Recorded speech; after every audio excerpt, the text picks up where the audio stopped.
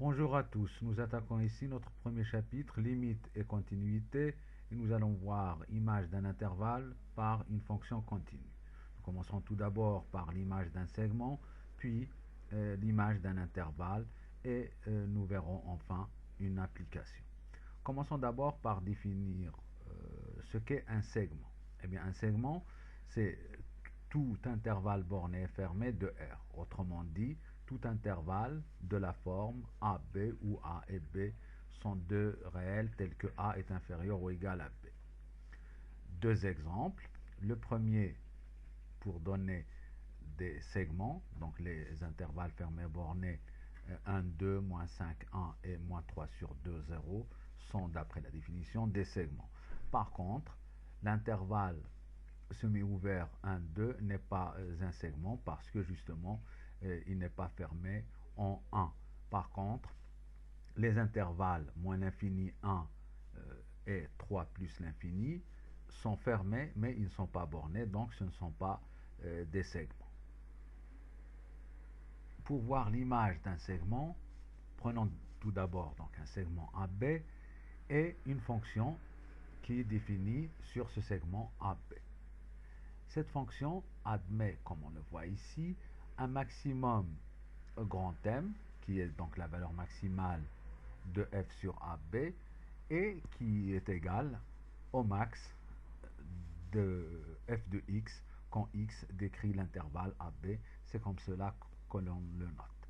On a aussi une valeur minimale de f ici, qu'on va noter petit m, et donc c'est le minimum de f sur AB, et qu'on note également minimum de f de x quand x décrit AB.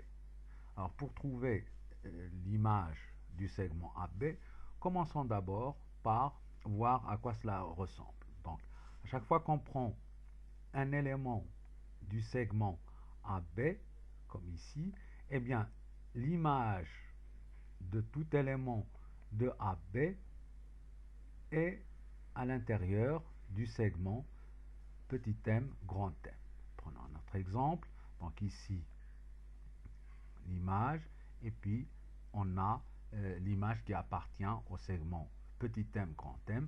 Donc on peut en conclure que l'image du segment AB est incluse dans le segment petit m, grand M. Inversement, si l'on prend un Y qui appartient au segment AB, eh bien, Y a au moins un antécédent dans l'intervalle AB. Ici, il en a un. Ici, il en a même deux. Et en général, chaque élément du segment petit m, grand M peut avoir plusieurs antécédents, un seul ou plusieurs, même une infinité. Donc on voit ici que donc, le segment petit m, grand M est inclus dans f du segment AB. On en conclut donc que l'image du segment AB est le segment petit m, grand M, qui peut être réduit à un seul point si petit m égale grand M, c'est-à-dire la fonction f constante. On en conclut donc notre proposition. L'image d'un segment par une fonction continue est un segment. Et on a encore une chose beaucoup plus précise.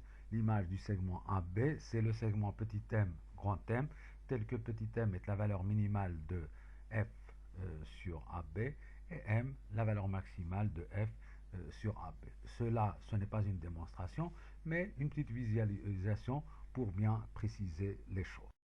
Pour l'image d'un intervalle, en général, ce n'est pas facile à faire, mais dans un cas particulier où la fonction comprend une fonction f continue et strictement monotone sur un intervalle i, eh bien les choses sont un petit peu plus claires. Donc une fonction strictement monotone sur un intervalle i veut dire que f est soit strictement croissante sur i, soit strictement décroissante sur i. La règle générale est la suivante. L'intervalle i peut être soit fermé, soit ouvert, soit semi-ouvert. Quand l'intervalle I est fermé, eh bien, et f strictement croissante, l'image de l'intervalle AB, ou bien du segment AB par la fonction f, est tout simplement le segment f de A, f de B.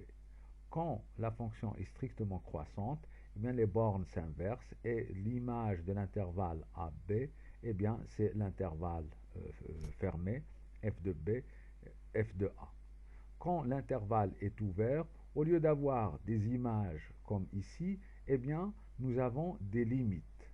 L'image de l'intervalle ouvert AB est l'intervalle ouvert AB dont l'extrémité de gauche est limite quand x tend vers A plus de f de x et l'extrémité de droite est limite quand x tend vers B moins de f de x. Bien sûr, quand la fonction est strictement décroissante, les bornes s'inversent aussi. Ici, on a la limite en B- et ici, la limite en A+.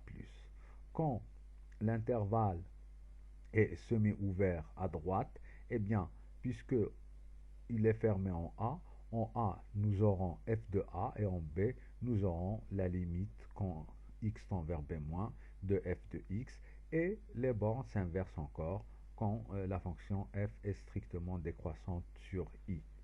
Bien sûr, on voit un petit peu comment se passent les choses.